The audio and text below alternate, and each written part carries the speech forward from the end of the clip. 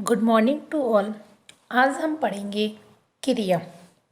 क्रिया किसे कहते हैं। इस पाठ में हम क्रिया के बारे में जानेंगे कि क्रिया किसे कहते हैं, क्रिया के कितने भेद होते हैं आदि हम इस पाठ में जानेंगे। तो पढ़ते हैं। कमल केरल में रहता है।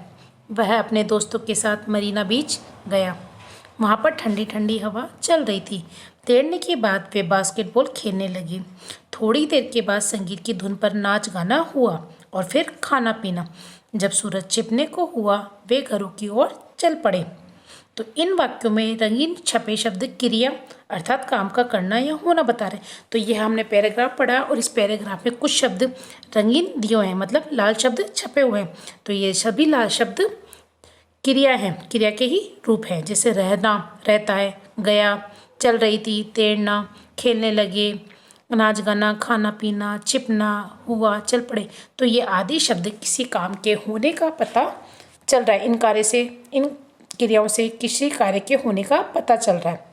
तो जिन शब्दों से किसी काम के होने का या करने का पता चलता है उन्हें क्रिया कहते हैं। जैसे उठना, बैठना, खाना पीना, दौड़ना, लिखना, नहाना, धोना, चलना आदि। कुछ काम हम करते हैं और कुछ काम अपने आप हो जाते हैं। जैसे सूरज का उदय होना और हवा का चलना, तो ये काम अपने आप हो रहे हैं। तो कुछ क्रियाएं अपने आप होती है और कुछ क्रियाएं हम करते हैं। जैसे अब यहाँ पर दिया हुआ है कि कौन कौन सी क्रिया अपने आप होती है। था, थी, थे, हैं, होगा, होंगी क्रिया शब्द होते हैं। तो ये शब्द भी क्रिया के ही रूप है। आज रविवार है तो है। कल शनिवार था शब्द भी क्रिया है। कल सोमवार होगा, होने वाली क्रिया की होगा, था, हुआ।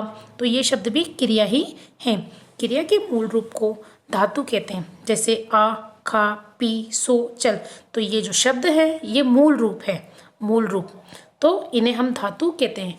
धातु कहते हैं क्रिया के मूल रूप को धातु कहा जाता है। जब इनमें ना जोड़ा जाता है या इन धातु के पीछे ना लगाई जाती है तब ये क्रिया के सामान्य रूप बनते हैं। तो धातु में ना लगाकर क्रिया का सामान्य रूप बनाया जाता है। जैसे उदाहरण देखिए, खा प्लस ना खाना, आ प्लस ता आता, पीना, सोना, चलना। तो इन धातुओं में क्रिया जोड़ी गई है, मतलब इन धातुओं में ना जोड़ा गया है और क्रिया बनाई गई है। तो आप सीधा सा अनुमान लगा सकते हैं कि हर क्रिया के पीछे ना होता है। खाना, पीना, नहाना, धोना, तो इन सभी शब्दों में ना लगा हुआ है। तो क्रिया की क्या पहचान होगी? जिन शब्दों में पीछे ना लगा होता है।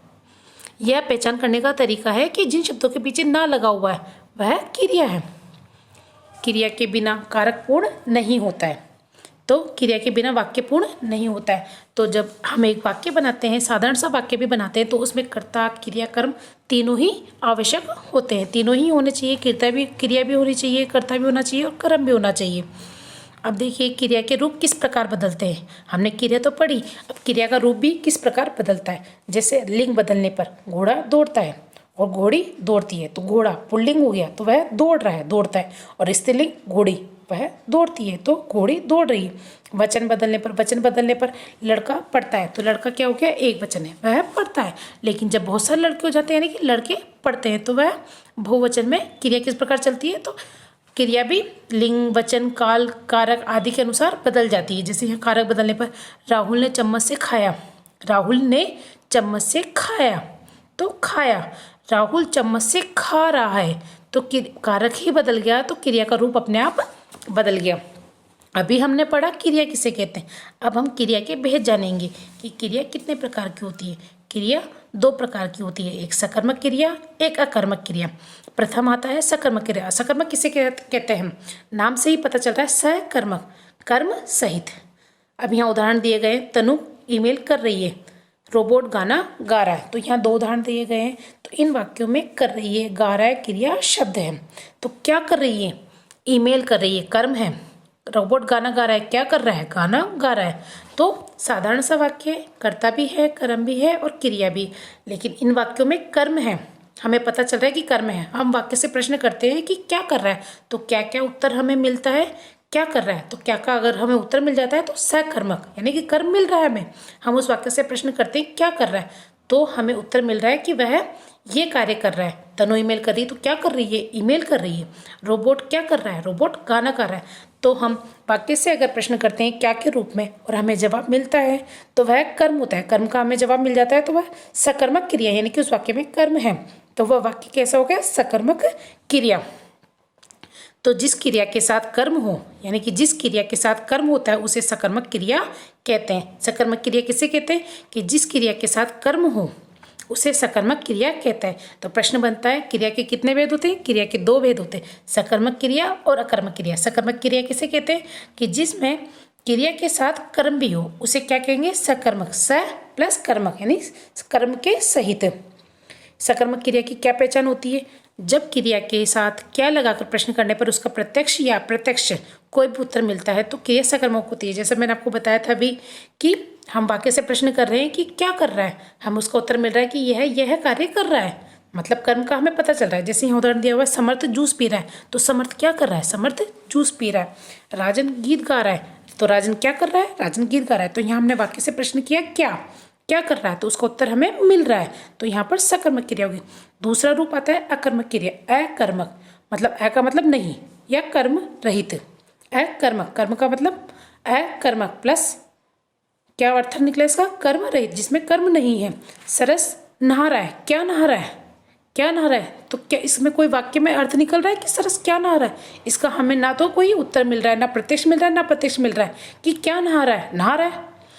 शिखा दौड़ रही है, क्या दौड़ रही है? दौड़ रही है वो, तो शिखा दौड़ रही है। तो इस वाक्य में कर्ता है और क्रिया है, हमें कर्म नहीं मिल रहा है। हम वाक्य से प्रश्न कर रहे हैं क्या, लेकिन हमें उत्तर नहीं मिल रहा है क्या का।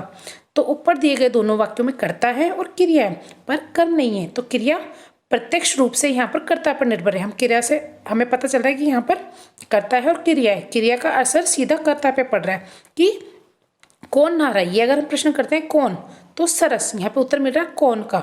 क्या का हमें उत्तर नहीं मिल रहा कि भाई क्या नहा रहा है, कौन नहा रहा है, यानी कि सरस नहा रहा है, यानी कि कर्ता पे सीधा असर पड़ रहा है। तो यहाँ पर कर्म नहीं है, तो ये अकर्मक क्रिया होगी। तो जिस क्रिया में कर्म नहीं होता है उसे अकर्मक क्रिया कहते हैं। जिन वाक्यों में कर्म होता है उसे सकर्मक क्रिया कहते हैं। जिन वाक्यों में क्रिया में कर्म नहीं होता उसे अकर्मक क्रिया कहते हैं। अकर्मक क्रिया की क्या पहचान होती है? जब क्रिया के साथ क्या की जगह कौन प्रश्न का उत्तर मिलता है तो अकर्मक क्रिया होती है। जैसे गुंजन सो रही है, क्या सो रही है? नहीं उत्तर मिला, लेकिन हम पूछे कौन सो रही है, तो गुंजन सो रही है। वासु दौड़ रहा है, क्या दौड़ रहा है? नहीं उत्तर मिल रहा है, लेकिन हम प्रश्न करते हैं कौन दौड़ रहा है? वासु दौड़ रहा है। तो मतलब क्रिया का सीधा असर कर्ता पे पड़ रहा है। तो कौन दौड़ रहा है? वासु दौड़ रहा है। कौन सो रही है? गुंजन सो रही है। तो यहाँ हमें कौन का उत्तर मिल रहा है, क्या का उत्तर नहीं मिल रहा। तो यहाँ पर कौन सी क्रिया हुई? अकर्मक क्रिया। तो इस पार्ट में हमने क्या जाना? कि क्रिया किसे कहते हैं, क्रिया के कितने भेद होते हैं, सकर्मक क्रिया किसे कहते हैं और अकर्मक क्रिया किसे कहते हैं।